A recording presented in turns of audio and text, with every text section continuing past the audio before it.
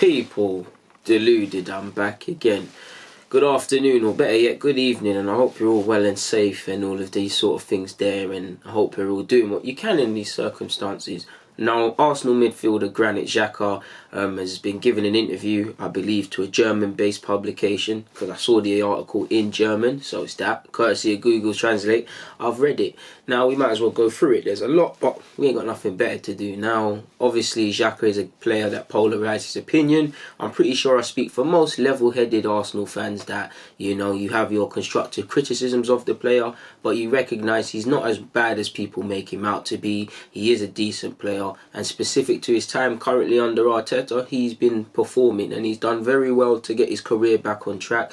We all know what happened on the field a couple of months ago, but and it could have went a different way for Xhaka, but you know, he's become an important player under Arteta. He's performed. For me, in terms of just what you're doing on a football field, I think he's evidently improved. But specific to that, he's listened to whatever Arteta's shown him, because Granit Xhaka, I think he's a decent player. You'd say his strengths are, I like his passion. I think he's a decent guy on the ball. He's got that long ball in him. I do think, obviously, if you was to look at his weaknesses, potentially not the most agile and stuff. He can play in tight spaces, but you know, he's not the most agile. You could probably nip it off him and get away. With that being said, there was times previously in his Arsenal career, not just him, but in a game on a regular basis, you'd see about our three midfielders all in the opposition's half, and we haven't got the pace to get back. What I'm getting at is, a lot of the times you saw Xhaka's shortcomings, and if he's still got them things, then he's either done one thing, he's tried to address them and become more agile, which I wouldn't say is the case. He's recognised that I need to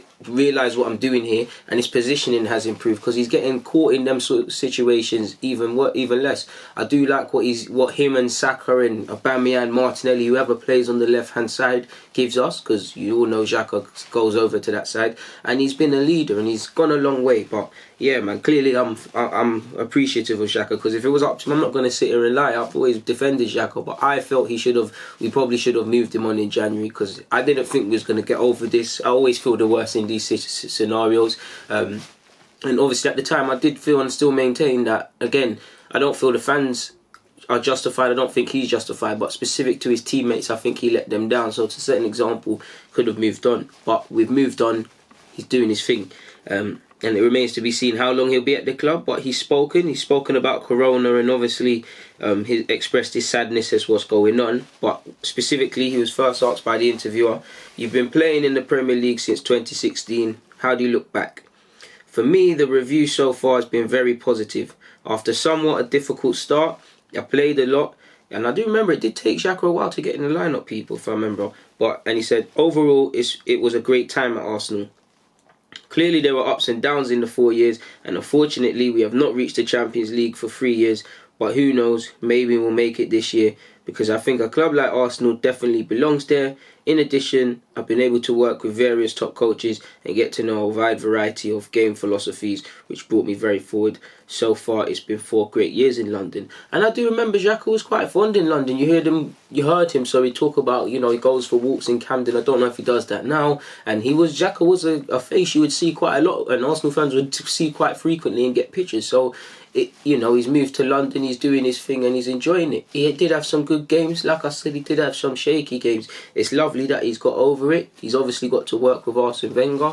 Arsenal, not the Arsenal of, you know, a few years ago, to put it nicely, but he still played for a club like Arsenal, so he can be proud of that. And like he said, man, in terms of getting in the Champions League this year, I'm always praying if we get back to playing, if we're in that, because, you know, prior to the break, we was unbeaten in 2020, and we've got Arteta and things. But I personally think the damage is done. We've given ourselves too much to do, and we have to rely on too many other results from teams. I always hope and pray and rely on a miracle, but you know, you can't. You have to prepare for the worst case scenario, and we're in that because of previous management, because of players. Obviously, it is what it is in that regards. But let's stay optimistic. He was then pressed on how living in England, I assume, has changed him as both a person and a professional, and he responded by saying, "I think it's the dream of every player to play in the Premier League, a league at such a high level with countless top players and extreme strains.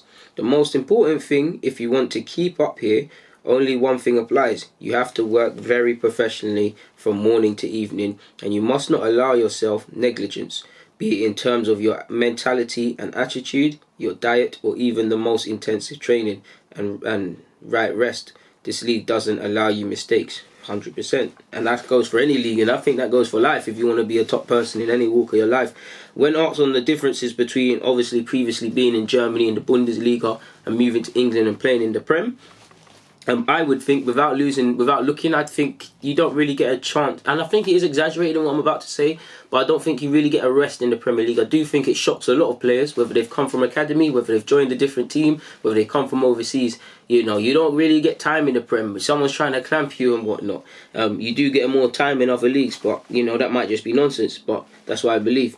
He said, one of the main differences from my point of view is that the Premier League plays more straightforward. In many cases, it's all about conquering the ball and then full throttle forward. So he's speaking about the intensity.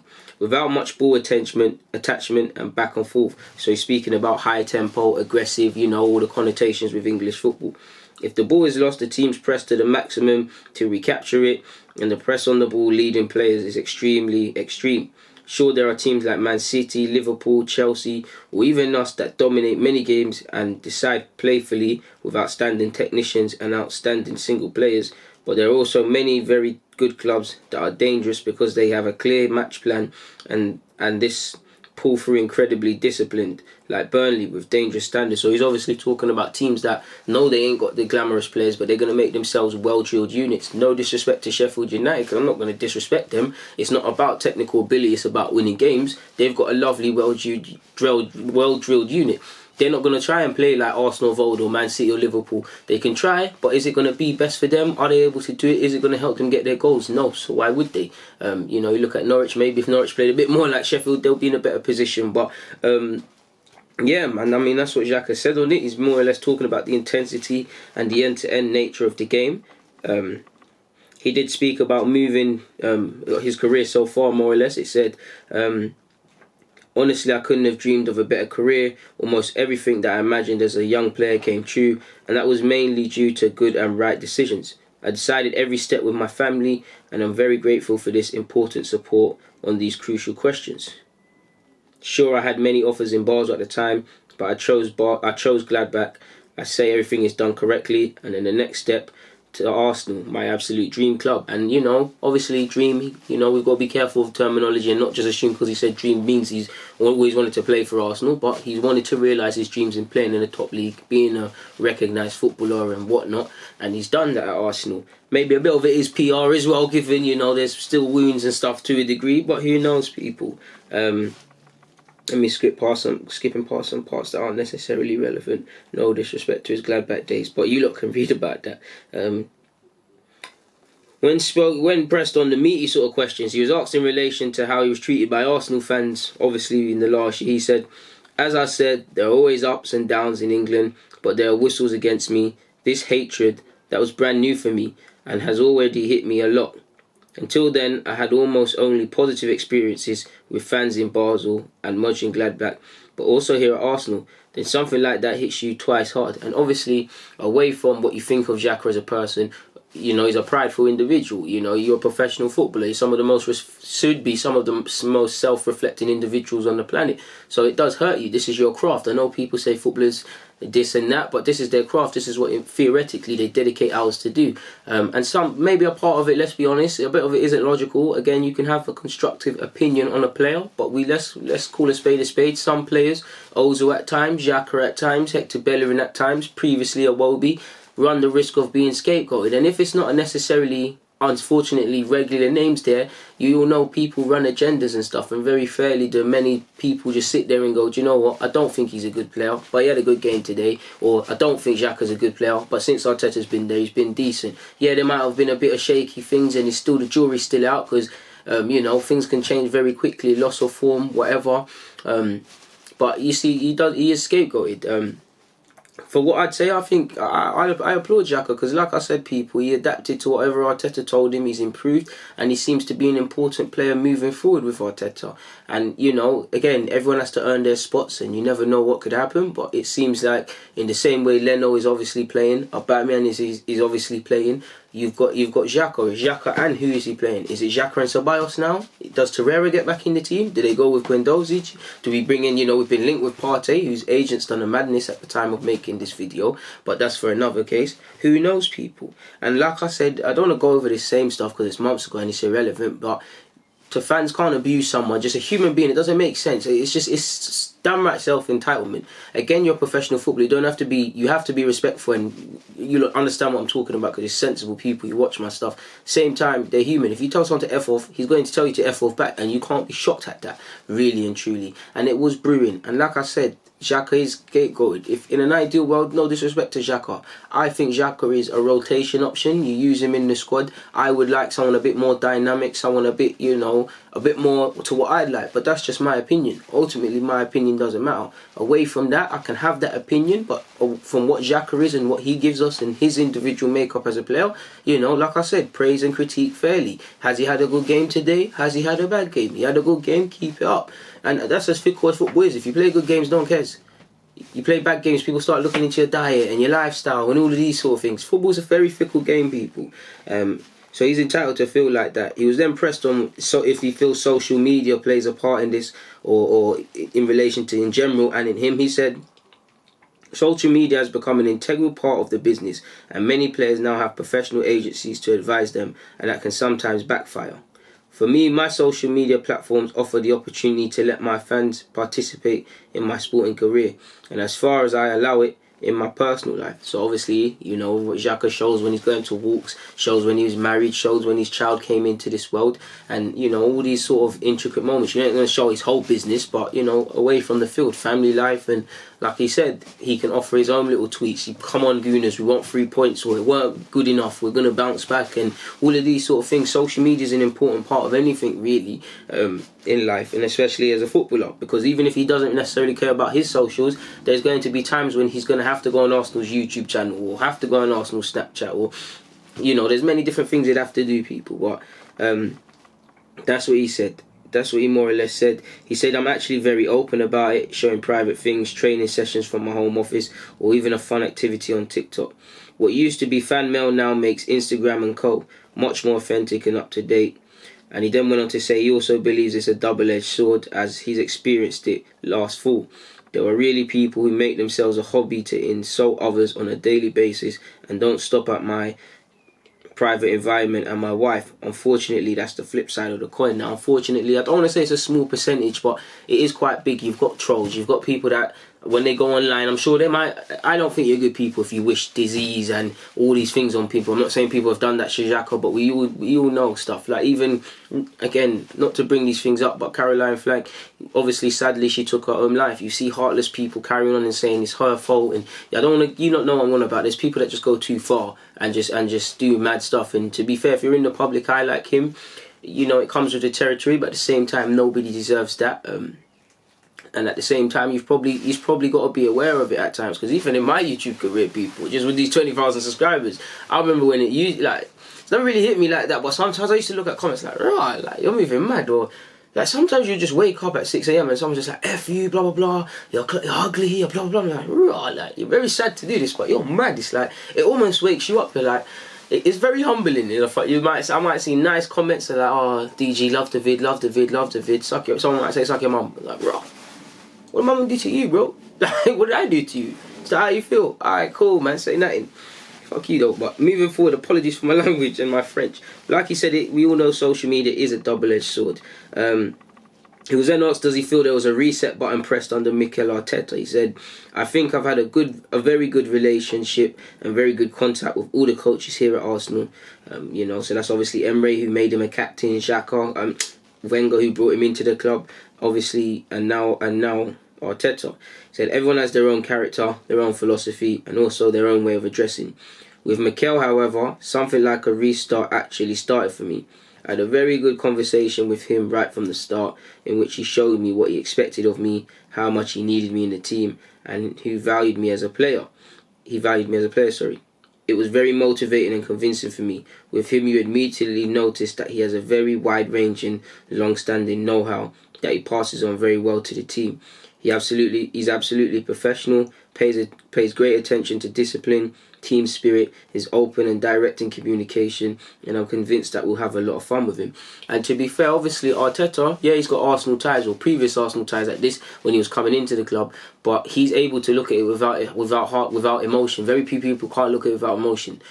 Many people, like I just said throughout this video, and you lot can agree, you know, Xhaka was in the wrong, but he was in the right in some regards. Fans are not exactly in the right or in the wrong either. Some people are blah blah blah, it's all Arsenal, you can't carry on like that. Or certain people are just defending Xhaka to the unnecessary. Arteta probably went in there and said, listen, it shouldn't have happened. The fans, you know, we're not excusing that, but you've got to think of where they're coming from, sort of thing. And he's thought, Arteta probably placed, as much as he could, probably place that it's misplaced anger. Obviously, he probably spoke of not listening to the small individuals, and probably reminded him, like he said, being positive on social media, or positive in the fans and positive experiences. Remember all the people that probably saw him on the street, or before and after games, or when he's walking with his wife or kids or whatever, and said little positive messages and what he means to them. Remember that.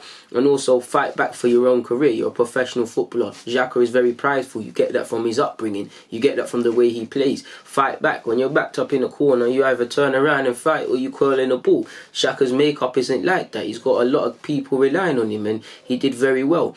Evidently, like I said at the start, football is just about, football's fickle. You put in results, people shut up. Xhaka, for me, and it remains to be seen if he can continue this, and I'd still again maintain what I feel about Xhaka from a sporting perspective, but he's been decent. You play well, people shut up about things. When Bellerin gets form again, people are going to shut up about his diet and what he does off the field, and in fact probably there'll be people that probably will not shut up about that, but you know where it is, people. He then went on to, well, that is what he said. So yeah, man, it's nice to hear that he feels that way. And obviously for Arteta, you know, we remain to see what we see fully from him as a manager, but his man management, his empathy and his sympathy for his players and getting them on side appears to be very good so far, people. He said, well, when asked further, he said, what happened, you cannot undo it. Maybe it was a misunderstanding and both sides overreacted to some extent, but that's done for me. You have to look ahead now, motivate yourself positively in the current situation, and don't get caught up in a negative.